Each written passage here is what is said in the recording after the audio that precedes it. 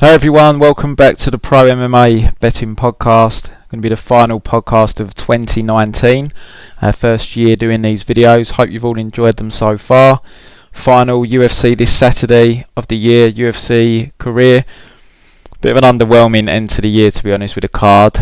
We had the solid card Saturday just gone. Really good show. This show, not really looking forward to it, to be honest. And I'm a huge MMA fan, but I think really jumps out the page here. I don't think it's a great card for betting either. There's not much value on this card whatsoever. A lot of medium-sized favourites who are fighters that are, lower level. I just can't be trusting them in these types of spots. So it's a bit of a difficult card for betting. I've had a solid betting year. I won't be forcing any bets. We do have 2 Bellator events this weekend as well. Waiting for lines to decide if there's going to be any bets on that card. It's very hard to. You normally get some real juiced odds on Bellator that I'm not going to touch with a barge pole. So I'd rather see the odds before I really consider any bets and do some of the tape of the fights that I have in mind that might be bet worthy. But yeah, there are 2 Bellator cards, so there will be odds for the Bellator cards, and there is a Bellator on the 29th of December as well. So there are 3 Bellator cards before year end. That one on the 29th is actually an okay card. Potential bets there, but again, I need to see the odds. There for members, we do have live betting this Thursday. There's boxing this Thursday, and there's also boxing Saturday evening. This is UK times. So there's 2 boxing cards this week for live betting for members. And we've got UFC Korea, although we can't provide live betting tips on Saturday. The card starts 7 AM in the morning. I'm just unavailable Saturday morning, unfortunately, so there will be no live betting tips for members for the UFC Korea card, but there will be live betting tips for boxing on Thursday and boxing on Saturday. Let's just recap on the weekend just gone, as we always do with regards to our bets. I didn't love the card for betting. We had 3 bets. All of them were 1 unit each. The first bet was Jose Aldo, plus 165 underdog. I waited until weigh-ins. Thought he looked fine. Looked very energetic. He looked good physically. A little bit sunken in the face, but I was more than happy with what I saw, and he looked way better than I anticipated, and he ultimately performed really well. Very energetic, no cardio concerns, his chin held up. Just didn't put out enough output in round 3, unfortunately. It was a very close decision. I've seen a lot of people saying Aldo should have got the nod, but I had money on Aldo. I had £1,000 on him, and I did lean the 3rd round to Marlon, and that was ultimately the way the judges went with the split decision, unfortunately for me and members. We also had 1 unit on Kamaru Usman.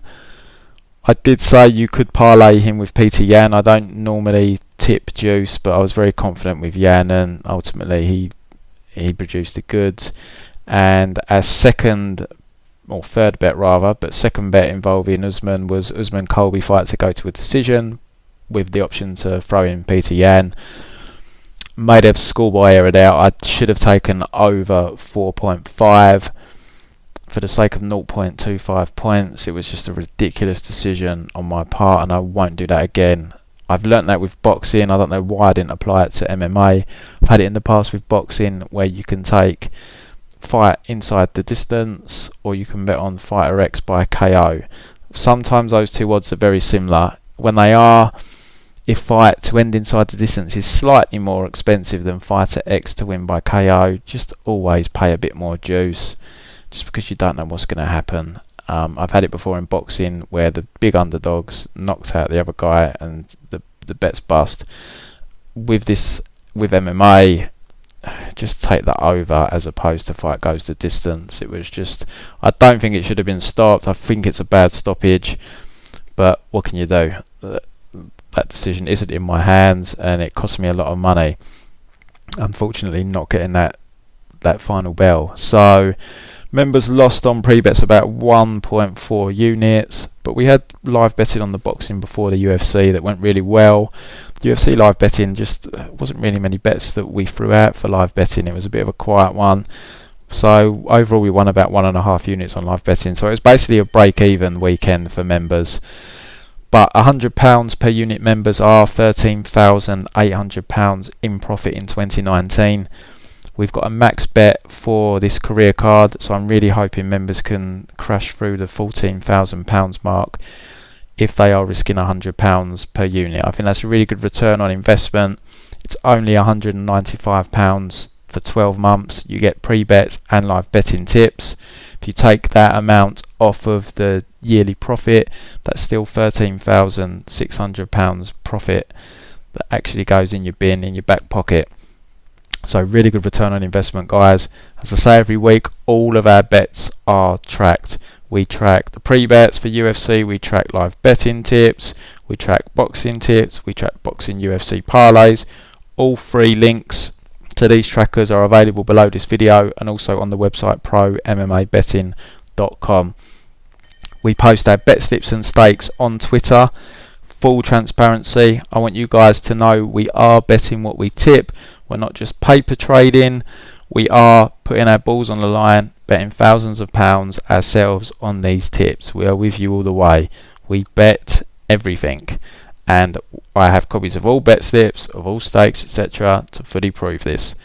Everything is transparent here. I will never be questioned on my transparency. I know I'm working in an industry that unfortunately has a lot of question marks. There's a lack of transparency, a lack of accountability. Not on our watch. It's a fully transparent business model and it is a profitable business model.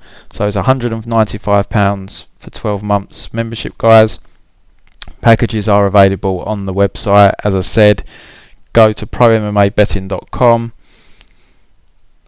sign up for the service. You can sign up for weekly, monthly, 6 monthly, annually. 95% of our members have an annual subscription with us because it's so cheap. £195, guys. You're going to make money. I promise you that. We had a really good year this year. We're going to move into 2020 and hopefully press on and have an even more profitable year. But you know, if members are going to make another 14-15 grand next year that risk £100 units, you know, I think they will be more than happy with that, especially for what we're asking for in return, £195. So sign up to the service, guys. 2 boxing shows for live bet this week. I've got a max bet on UFC Korea. I'm going to dive into this card now just to warn you. As I said earlier, I don't think there's a great deal of value. I'm not loving this card for betting. I haven't done the in-depth tape for a lot of these fights like I normally do, but I do know all these fighters. Some of them have only fought in the UFC once, but some of them are fairly recent because we only had the Asian card not so long ago, and some of these guys are back on this card already, so I'm familiar with quite a lot. But it's just not a card that I'm in love with for betting. There's one bet I like, max bet, that's gone out to members. Otherwise, I'm just not feeling it. It's just, as I said, just too many people that are medium-sized favourites that I just can't, even though maybe it's kind of warranted, I just can't really part my money with someone unless I feel they're 100% trustworthy, and a lot of these fighters haven't proven that yet. They're not at that stage, or maybe I don't feel like I've got the full read that I need to part my money with these people. Or sometimes it's okay to bet on people if you don't feel you've got a full read, but you lean them if the odds justify it. But as I said, and there's not really any dogs here that are jumping out at me either. It's just a bit of a tough card for betting. But what I will say is live betting on these Asian cards is money. You normally get a trader in that, I don't know who they use for these early shows in the UK, but maybe it's like an apprentice or someone, an intern, but you get some gifts on live betting. So if you can live bet this card, guys, it kicks off. The live betting will be available in the UK from 8 AM. If you can live bet it, jump on board, because you normally get some very generous lines on live bet. I'm gutted that I'm not going to be around for live betting for this card. But as I said, we're going to jump into the card now. We'll start from the bottom, work our way through as we always do. First fight is in the men's bantamweight division. You've got Alateng Haley taking on Ryan Benoit. Easy pass for me, guys, on this fight. I'm not even making a prediction here. Ryan Benoit's been out for 2 years. Don't know what the issue's been. I'm assuming he's been injured. I'm sure before his last fight against Mokhtarian, because I'm sure I bet Benoit there. I'm sure he was training in Las Vegas. I can't remember the guy's name who he was training with, but now he's over His Instagram's got some pictures training with Caitlin Chikagan. So is he now over in New Jersey with the Mark Henry lot? I'm not entirely sure. I couldn't make it out from his Instagram. He's literally just had a baby like 4 days ago as well. So something to potentially bear in mind there as well. Although that's a hard factor to take into capping, so probably just ignore it.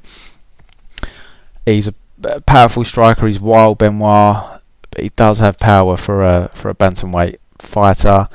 But yeah, just a 2-year layoff, and he's been fairly inactive for the last few years. Just doesn't fight too often. He's taking on a Chinese fighter here who trialled for the Chinese Olympic team on wrestling, so he's got a strong wrestling pedigree.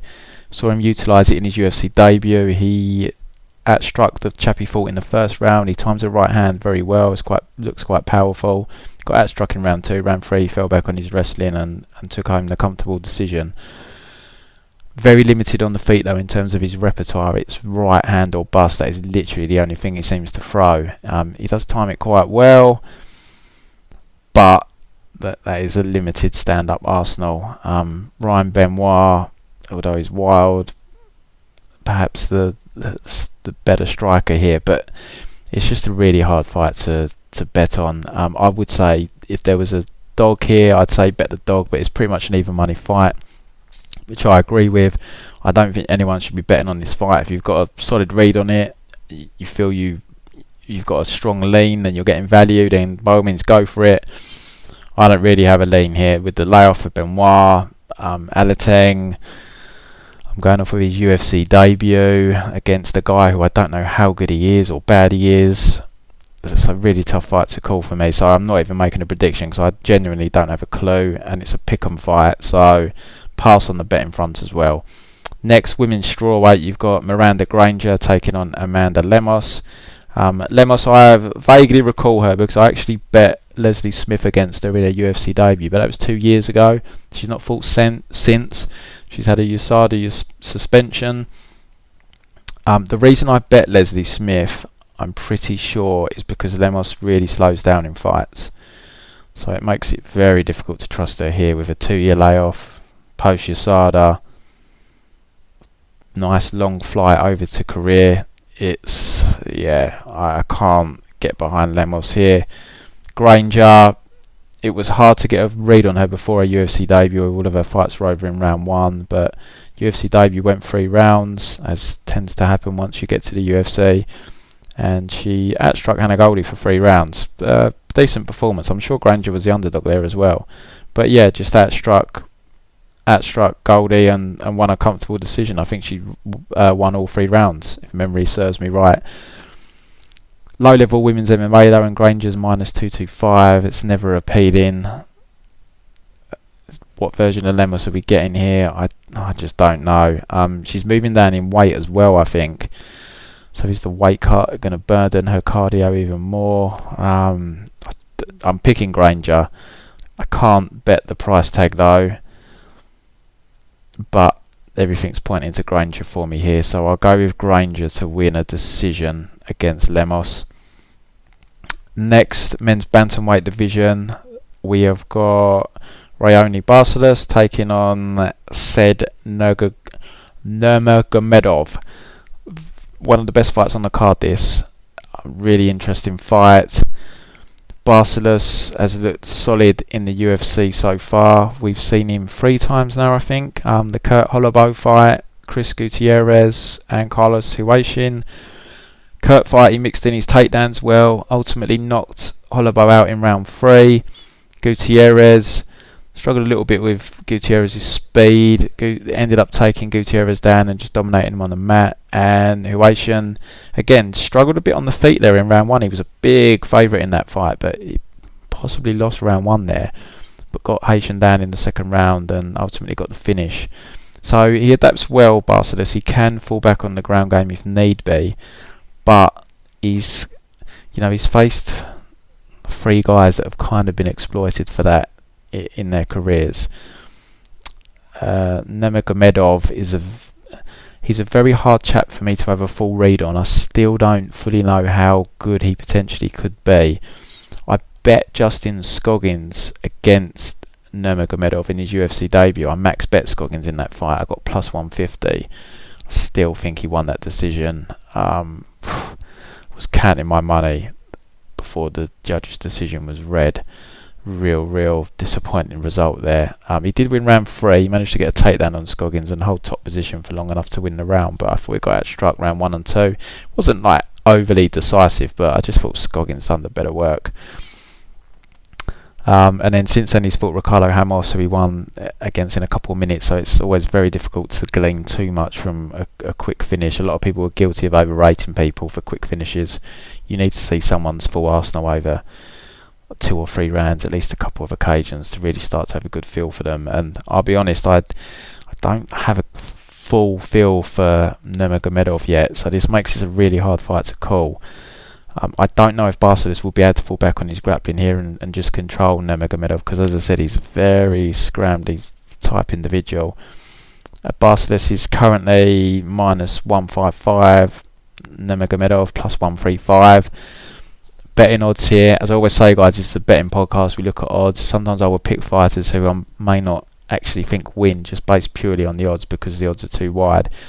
And here it's a tough fight to call. In my head I've got it as a 50-50. You've got to side with Nurmagomedov at plus 135. I'm not sure if he's still with Marc-Andre. I'm sure that's who he was training with. Hopefully he is. It's probably a good fit for him. But I'm going to go with him here to win this fight at those odds. I think he is the right side when you look at the odds currently and the plus 135. So Nurmagomedov there for me to win a decision, but I think it's going to be a very competitive fight, a very close one, split decision type outcome.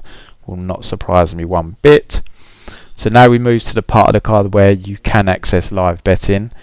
If you're partial to a bit of live betting, it starts 8 AM UK time. So people over like on the East Coast, it's going to be 3 AM in the morning for you listeners across the pond. Welcome to our world for once. Good fight next as well. We've got Pantoja taking on Schnell. So Pantoja is someone that I think he has been making steady improvements since he was on the Ultimate Fighter. He trains with an American top team now as well. That seems to have helped his game. Came off the Ultimate Fighter, won his first couple of fights against Shelton and Ciryl.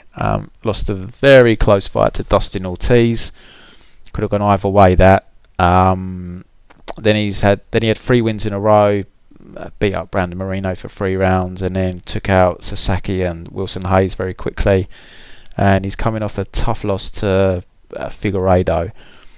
Took a bit of a beating in that fight. That Figueiredo is just a monster at 125. The guy just has heavy hands, and I mean Pantoja can crack. He's got some power in his hands, and his shots were just like bouncing off Figueiredo. What I did like from Pantoja in that fight though was he kept coming. He never showed any quit.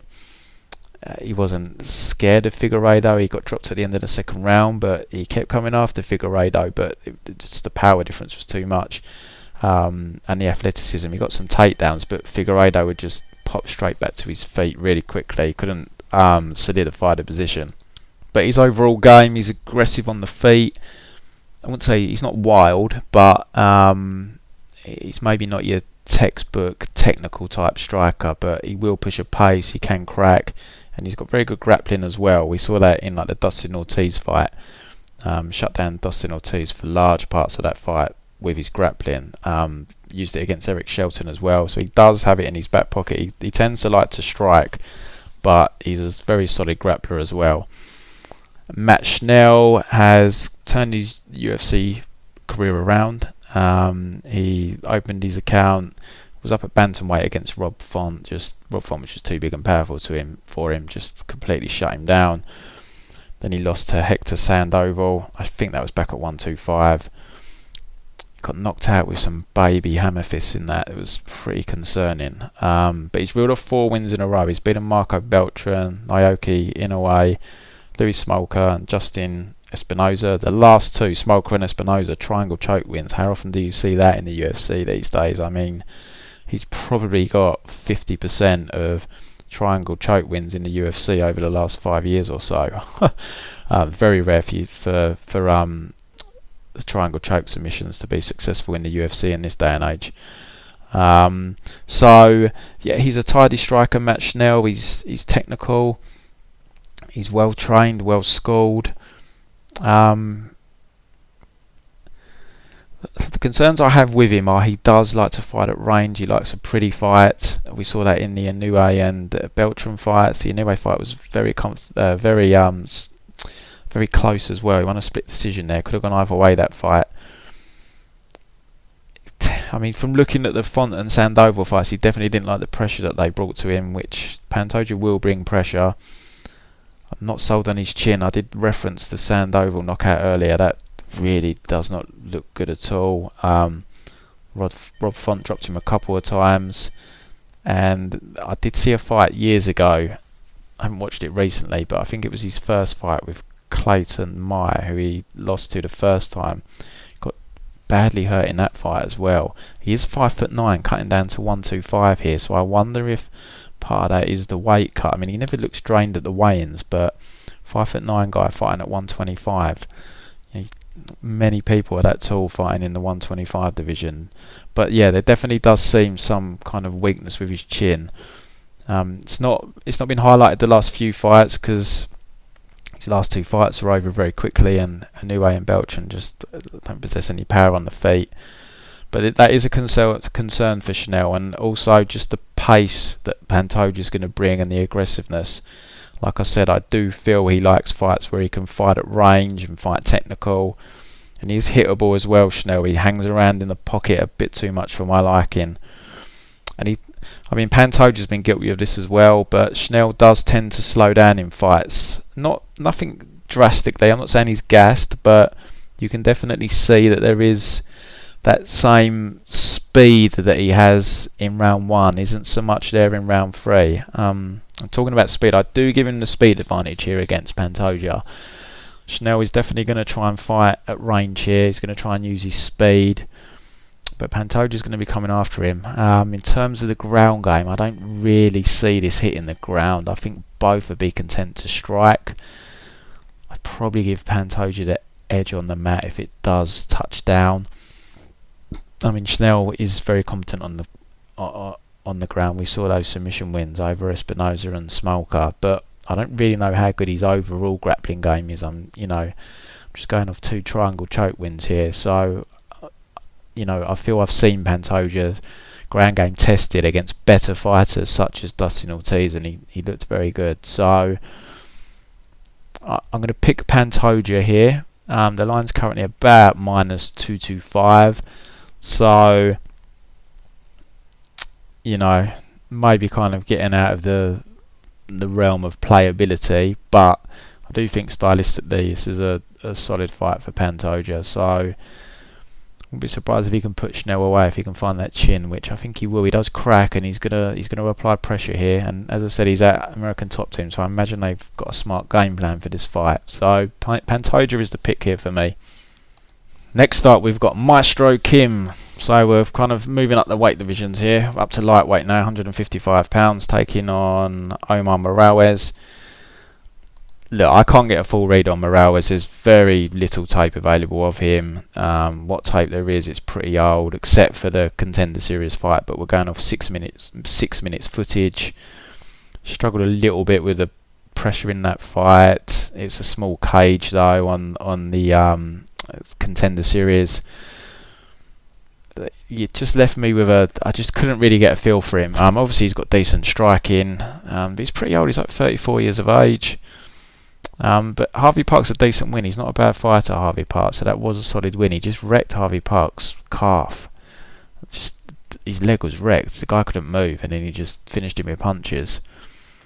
Maestro Kim, I mean, is he going to be content to brawl here? If he is, I think I've probably got to lean towards Morales. I bet Scott Holtzman over Maestro Kim, but Scott Holtzman's a gritty son of a gun, tough guy, and Maestro needs to try and fight sensibly here. He needs to try and test the grappling of Morales, but you don't tend to see him do it. He done it against Brendan O'Reilly, but otherwise, the legendary brawl with Paulo Hayes. He's got some decent striking though, Kim. I mean, he dropped Gomi, finished him with strikes, and he outstruck Damian Brown. I mean, that fight shouldn't be a split decision. He won that fight clearly, just kept him on the outside. So, you know, is Omar going to be coming in here aggressive? Can Maestro keep him off of him? Is he going to get dragged into a brawl? Look, I have to pick Maestro Morales here. I've just got a feeling he's going to be too much for Maestro on the feet. Maestro's coming off back-to-back KO losses as well. Devontae Smith was. The Scott Holtzman one was stopped. I think he had really bad swelling, but he got dropped. If it wasn't once, it was twice in that fight. So the guy's starting to accumulate a lot of damage now. So I'm going to go with Morales here, but I just can't get behind a pretty much unknown quantity at. He's actually dropped. He's minus 175, but that's still a pass for me. Next up, featherweight. We've got Choi taking on Suman Mokhtarian. Look, I just can't. Look, everyone wants to fade Mokhtarian here. I just can't get behind Choi at minus 275. Not for me. He's not looked. I mean, he's had a tough fight, or two tough fights in the UFC. Evloev, not an easy debut. The guy's just going to wrestle you. But then, having said that, he took on the returning Gavin Tucker, who nearly died in his previous fight, and he ended up getting wrestled in that fight as well, and ultimately finished in the third round. I remember doing tape on Choi for the Evloev fight because I bet Evloev, and I mean, he didn't blow me away on the regional scene either. He hits hard, definitely can crack, but I remember his volume wasn't overly impressive either. I mean, look, this should be a winnable fight for him. I'll pick him here to win, but I'm not betting minus 275. There's probably a lot of people that are going to be parlaying him because they just want to fade Mokhtarian. I'm not saying it's a bad idea, but for my style of betting, I like to, if I'm not fully informed, I like there to be some value on the odds that I'm seeing, or at least me to feel there's value there. Obviously, not everyone would agree when I think there's value. Some people might think there isn't value, but there's definitely not any value there at minus 275. So yeah, complete pass for me. I said I'll pick Choi just because it's more I'm just fading Mokhtarian, and Choi can crack. He's had a couple of fights in the UFC now. He's getting to fight close to home here, so but pass fight on the betting angle. Last fight on the main card, the undercard, is Ciryl Gane taking on Tanner Boser. Cyryl's got a lot of hype now. You can see that just from the odds. He's up at minus 800. So he is completely unplayable on the money line. I'll tell you what I am looking for here is I'm waiting to see the over. I think it's going to be 1.5. Let's see what odds we get. Gane has shown that he's content to be quite patient, and Boser is a durable guy. He's only been stopped once. He's been in there with some fairly big hitters that he's gone to a decision with over in Russia, etc. And I would not be surprised if this fight goes the full 3 rounds. Ciryl got a bizarre heel hook submission in his last fight. I'm just laughing because we all on live bet we tipped Gane to win a decision, and then just the most unlikely way a heavyweight fight could end busted us 14 seconds from the end. But yeah, he seems like a fairly patient guy. Boser seems pretty durable. The fight to actually go the distance is plus 220, but I'm holding out to see what that over is. I think it's going to be at 1.5. Let's see what odds we get. I've got a feeling the odds aren't going to be great though. I think it might be minus 160, minus 170 territory, maybe even creeping towards minus 200 for the over. I've just got a bad feeling on that, but at the minute the fight's just unplayable. Ciryl decision might be worth a look as well. See what the price is. It's bound to be a decent number, but at the moment pass. But yeah, I have to pick Gane, but minus 800, no thank you. Back down to the lighter weight guys now, so we're on to the main card. We've got King Ho Kang taking on Pingyuan Liu. Kang, I don't mind the Kang. I think he's a decent fighter. He had that long layoff. I think was it military service. He came back against Canetti. Struggled a bit, but got the submission towards the end of the first round. It was actually a triangle. I said earlier that there's probably only been like 4 triangle chokes in the last 5 years, but we've found 3 of them so far. So maybe I'm underestimating the regularity of the triangle. It's definitely not very often though. He then lost his decision to Ricardo Ramos. I don't think that should have been a split. He did win round 3. Ramos slowed down a little bit, but for me, clearly lost rounds 1 and 2. Decided to get into a brawl with Ishihara that ultimately paid off for him. Stopped him in round 1, and then he's coming off the decision win against Brandon Davis. He's a solid enough fighter, Kane. Very big for the weight. And I just find the opponent he's got here has just been very underwhelming. He trains at Alpha Male. I don't know if he's done Alpha Male for this camp, but he has previously. But I think I actually bet him against Martinez, and I don't remember the fight too well, to be completely honest, but I remember he was losing handedly. Like, he wasn't going to win, even if he didn't get stopped in round 3. So... yeah, not a great loss there. And then the Martin Day split decision win. I'm pretty sure that was pretty fortunate. And in the Stasiak fight, he won in his UFC debut. Pretty competitive fight there. He just hasn't blown me away at Pingyuan Lu. But I just can't trust Kang as a minus 260 favourite, minus 250. I'm not going to be paying that juice on him. Like, I'm picking him here because I just don't trust Pingyuan. I mean, he's plus 210. Maybe he's the right side if you're betting, but you know, this could be a close fight. But he's just been a bit of a letdown for me. Like I said, I haven't done thorough tape on this. I'm just trying to remember that Martin Day fight, because I remember it looked for all the world he was going to lose that fight, and somehow he pulled it out of the bag. I can't remember if it was controversial or not, but something happened, I think, in round 3. But he was getting soundly outstruck. Yeah, this is a tough one. He's definitely a bit juicy at minus 250. But I'm going to pick Kang. I'm tempted to pick Pingyuan here just because he's the 2-1 underdog. And it's just hard to trust someone like Kang as a medium-sized favourite. But I'll stick with Kang here. But I think if anyone's interested at a dog play, maybe delve into that fight more than I have. I haven't researched it for this podcast, but I've bet on or against both in the past, so I'm fairly familiar with them.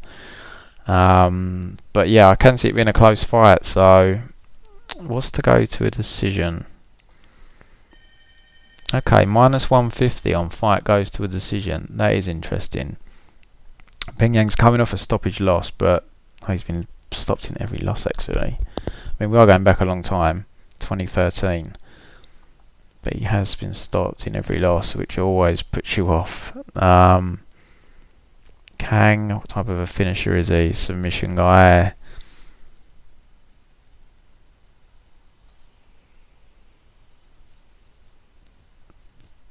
Yeah, I don't like that he tends to get finished when he loses. I mean, he has improved since them early losses, no doubt about it.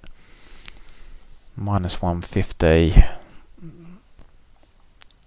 maybe has some value, but I'm not even confident on that. So it's just a pass fight for me, guys.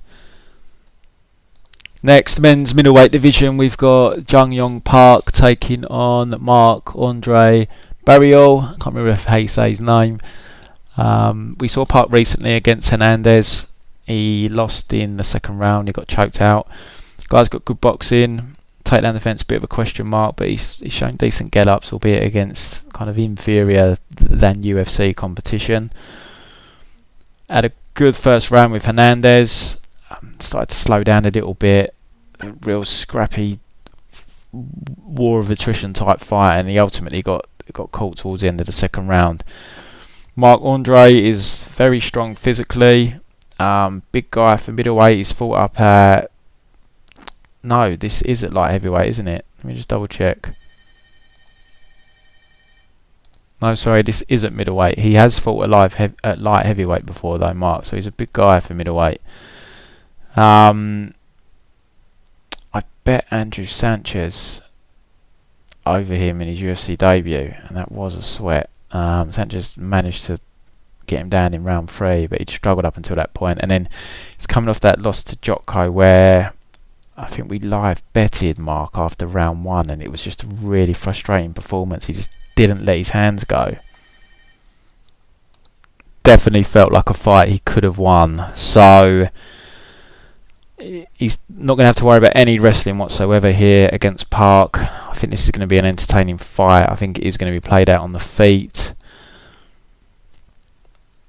Tough guy is Mark. I'm just having a look to see if Park's ever been KO'd. He's not, so this could be an attritional type fight. I've just got a feeling Mark's size might make a difference here. Light heavyweight. I think Park's fought at welterweight in the past, if my research or my memory is correct from researching him when he made his UFC debut. So I think there is going to be a bit of a size difference here, and he might just feel that on the end of Mark's punches. But Mark's got to put out more volume than he did against Jotko, because I just remember it was really frustrating how he kind of let that fight slip away. Current line is the Mark's minus 125. You've got to bear in mind he's got that flight over to Korea as well, though, from Canada. Park plus 105. I think at them odds, you're talking near enough a pick 'em. I think I have to go with Mark. Fight to go to minus 245. Didn't think it'd be that high. Fight to go to a decision. So for me, I'm going to go with Mark here. I'm not massively confident on it, especially with how I felt he just kind of let the Jotko fight slip by. But I'm going to pick him here to win a decision against Park in a very entertaining fight. Next, the men's light heavyweight division, we've got Jung taking on Mike Rodriguez. I'm a big Jung fan after last time. We got a crazy line on him on live bet against Kadis Ibragimov, like plus 500, plus 400. I personally got a few bets on him at really good odds.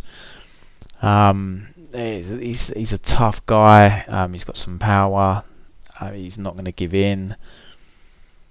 He's taken on Mike Rodriguez here, he's a very good striker. Really like his striking, but if he doesn't get you out of there quickly, I've got some reservations about Mike. I mean, he's never won a decision. Every fight that's gone to a decision, he's lost. He's just that type of guy, and I kind of saw that in him in his last fight, where he lost that decision to John Allen.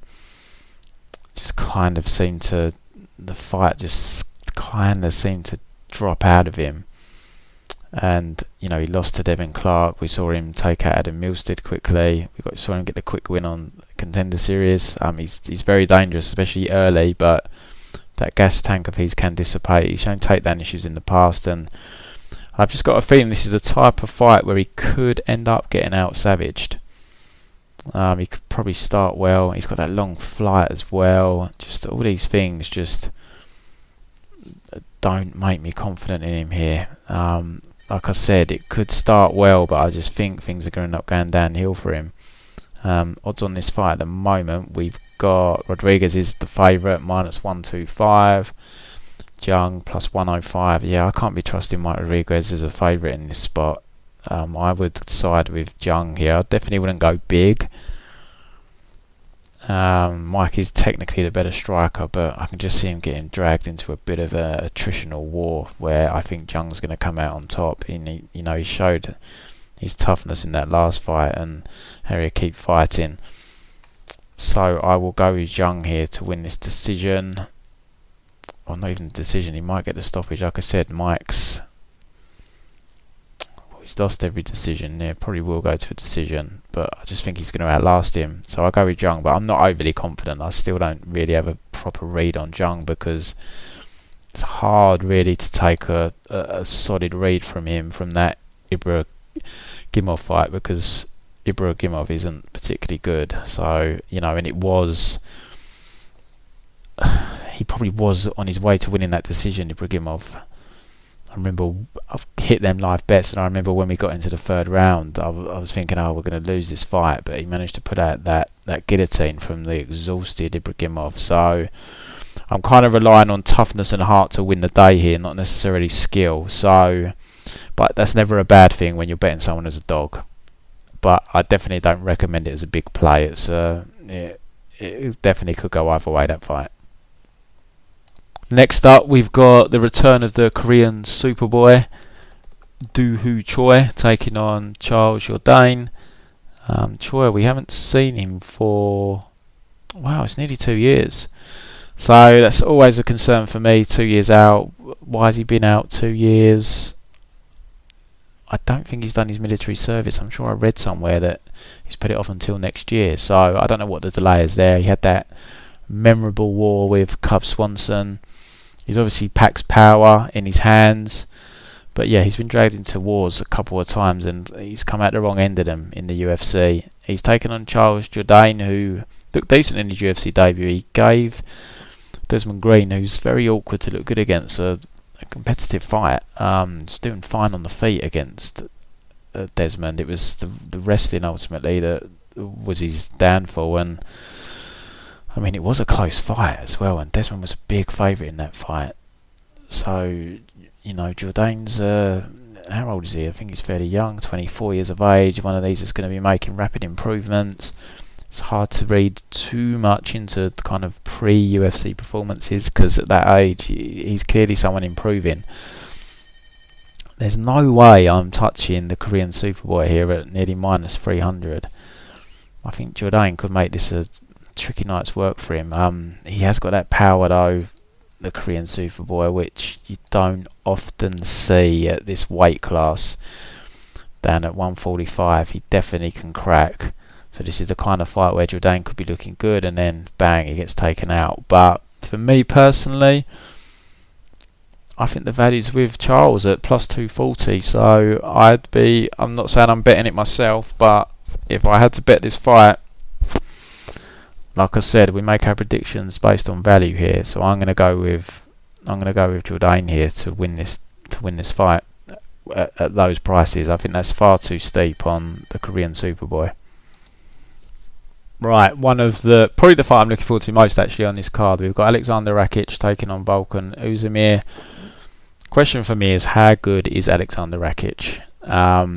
So his first two fights in the UFC were decision wins against Barriault and Justin Ledet. Totally dominated Ledet for the 3 rounds. Barriault pretty much dominated him for most of the fight. Solid, clear decision win. But he's coming off 2 quick wins. So Devin Clark, where he actually got dropped by Devin Clark, and Jimmy Manuwa. What you find is people always overreact to these spectacular early KOs when really they don't mean much when we're talking about a fight that's going to go 15 minutes or 25 minutes potentially. Because I'm saying anyone can come out with and KO someone quickly, but it happens a lot, and it doesn't necessarily mean if they had a rematch it would happen again. You see it a lot in boxing where fighters can get KO'd in the first round where they just get caught cold, and it happens in MMA. Now this was like Jimmy Manuwa one was a head kick, so whether he ate that when he was warmed up or not, he's probably going to sleep. But you just got to be careful as a bettor not to kind of jump overboard on these early round one wins. Now the Devin Clark one was kind of deeper into round one. It was in the final minute of the round, but yeah, he did get dropped at one point. But I don't want to hold that against him. You know, this is MMA. Everyone gets dropped. Everyone gets caught. You know, you come into the UFC fairly early in your career, like Rakić has. It's a steep learning curve, but you know he's looked very good. He has looked very solid, but I just don't know how good where his seeding is at the moment. I don't have a full read on him. I don't feel his last couple of fights have really helped me. Last time we saw him go 3 rounds was 18 months ago. How much has he improved since? It's just hard to say because he's got the quick wins. But he's only 27. You've got to assume that he's improving. I don't know if he's done this camp at American Top Team, but he has been training there before. But this is the acid test for him because Volkan is not someone to be underestimated. He's a very solid fighter. Extremely durable. He's got 1 KO loss on his record. That was Daniel Cormier though, and it was at the crucifix position. It wasn't actually standing on the feet. This guy's tough. He's had some gas tank issues in the past that he seems to have worked on. I don't know how exactly he's fixed them, because often with cardio it's not, unless someone looks out of shape, it's often not a case of them needing just to go and get fitter. There's physiological reasons, how they react in the octagon to pressure and stuff. A lot of fighters hold their breath, and this was what causes them to gas out. But Volkan seems to be turning things around. I mean, he had the Dominic Hayes fight where he went 3 rounds and looked okay. Perhaps he did slow a notch in round 3. And then he's had the Latifi fight where he looked solid, but I mean, it was pretty much all one-way traffic there. So I don't want to say fully that I'm not worried about his cardio anymore, but he has gone some way to dissipate that concern. The Reyes fight, you know, a lot of people score that for Volkan. I personally don't. I think Reyes did win that, albeit it was a close fight that could have gone either way without me really having a major complaint. But I thought that Reyes won that. But Volkan's a good striker. As I said, extremely tough. It's going to be a stand-up fight between these two. Rakić is definitely the more athletic, quicker guy. Probably got a bit more explosiveness and power. But this is a test for Rakić. I think Rakić is definitely going to be tested or taken the full 3 rounds here. I don't expect to finish. What is the over on that, actually? Or the fight to go to a decision is plus 165. So I wonder where the over will be set. Are we going to get 2.5? Probably are, unfortunately. I would have liked 1.5 there, but I do see it going to a decision. But let's see what the over's set at. But it's just sweaty, 2 light heavyweights battling it out. But yeah, it's definitely Rakic's toughest fight in the UFC. I mean, Volkan was out striking Anthony Smith. He was 2 rounds up, but he got taken down and subbed. Lost to Cormier. You can't really read anything into that. And then the Reyes fight could have gone either way. So this is a tough fight to call for me. If Rakić is as good as a lot of people think he is, then he should win this fight. And it's going to be very interesting if he can deal with Volkan easier than Reyes did. It's going to raise a lot of people calling for Rakić to kind of be up there in line for a title shot, because Reyes has obviously got Jones next. So it's interesting. I mean, it'd be great if Rakić came here and just wrecked Volkan, but not in round 1. I mean, for 3 rounds, just tooled him, because no one's really done that to him. So that would really make a statement. I think that would make more of a statement than a round 1 win. So, but it is a tough fight to call. Rakić is minus 145.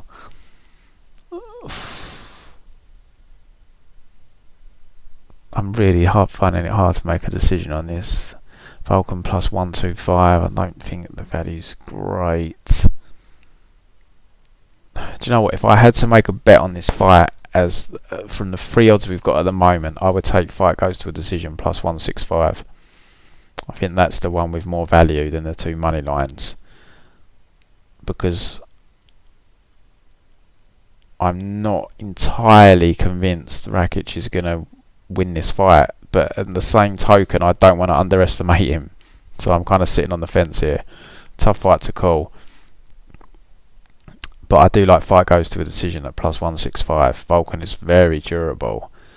Rakić, I guess we don't really know his durability here. No, Volkan's, he's got them quick KO wins. You've got to be careful with this guy, especially early. But I do just see it being a fight that's going to go to a decision, unless Rakić is packing glass. But no reason to believe that at this stage. But I will pick. I'm going to pick Volkan just because I like picking underdogs in fights I'm unsure about. So I'll pick Volkan here. But I'm not confident in that at all. And like I said, I hope Rakić comes out here and tools him for 3 rounds, because then you've got a new contender at light heavyweight, which is badly needed. So next we've got the main event. So we've got Frankie Edgar aborting his 135 plan for now. Taking on the Korean Zombie on pretty short notice here. Good fight this is. I'm really looking forward to this one. I mean, Frankie, he's 38 years of age now. He's only been knocked out the once. I mean, he's taken a fair bit of punishment over the years, but it's only Ortega that was able to put him away. But yeah, Father Time has to be catching up with him now. He's had some tough fights, Frankie. He's coming off a competitive-ish fight with Max Holloway. He was never really in it, but Max didn't run away with it. Before that, he got he won a comfortable decision over Cub, but it was a bit of a lackluster fight. And before that, he had the knockout loss to Brian Ortega, and then before that, he had the domination over Yair Rodriguez. Before that, Jeremy Stevens decision, where he was in trouble at one point in that fight. I think it was round 2, and before that, he got busted up by Aldo for 5 rounds. So he's not going to fare well on the feet here, I don't think, against the Korean Zombie. Frankie, the Korean Zombie, he packs power. We have seen Frankie knocked out recently. You've seen him wobbled a lot throughout his career. He's 38 now. And he's so many times that you can take those concussive power shots and survive. So I do fear for him a little bit here with his chin. He's got the wrestling though. This is the big unknown with this fight. We just haven't seen Zombie's takedown defence tested since the Aldo fight, which was, we're going back like 6 years. The Korean Zombie's been very inactive. This is he had that 4-year layoff. This is the first time he's fighting twice in the same year since 2011. Hasn't fought twice in the same year since 2011. Crikey. So, he's been really inactive, but he did fight back in June. So, we're only talking a 5-6 month turnaround here. Got that really quick win over Moicano. And then before that, he had the infamous Yair Rodriguez fight where he got knocked out in literally the last second of the 5th round in a fight that he was probably going to win a decision in. But the takedown defence, we just haven't seen it. He stuffed a couple of Bermudez's takedown attempts, but otherwise we just don't know where he's at with the takedown defence. Frankie has to be careful closing the gap here because the Korean Zombie can crack. But I think Frankie's in trouble on the feet here, just with the power differential. I don't know where Frankie's body's at either, really, because I assume he began the process of moving down to 135, so now he's probably had to put a bit of muscle mass back on. I wonder if that's... I'm not going to bring that into... I'm not going to factor that into capping at all, though. We've never seen cardio issues or anything from Frankie, but...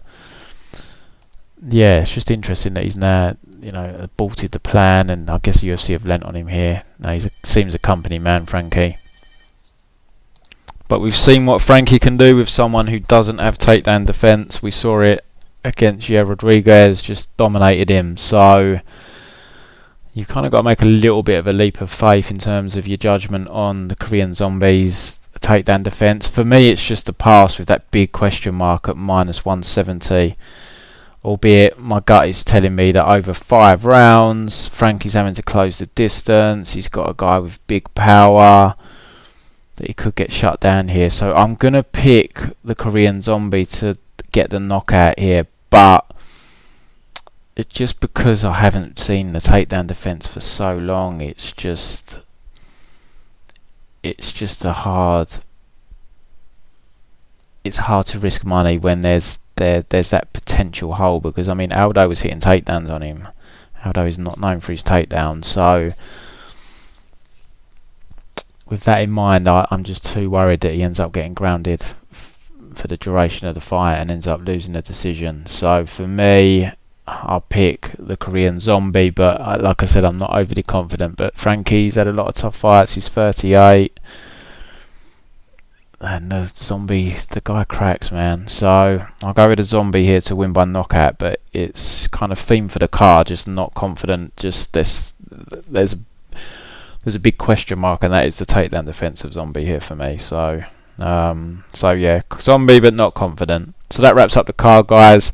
As I said, I'm not in love with this card for betting. Too many favourites, medium-sized favourites, so I don't feel I can trust. That I just have to pass on. So, but we have got 2 boxing events for live bet this week, Thursday and Saturday. We do have a max bet for this card, even though I'm not in love with it for betting. We do have the one play, and it is a max bet. Hopefully we're going to push members through the £14,000 barrier, those that bet £100 per unit, so really solid return on investment for them. We're open for new business. Any new packages that are subscribed to, the start date will be from the next UFC, which is the 18th of January. So if you do purchase between now and the 18th of January, your package won't start until the 18th of January. That's for monthly memberships and above, so monthly, 6 monthly and annually. 95% of our members are on the annual package. It's only £195 for 12 months. What a great Christmas present for someone, eh?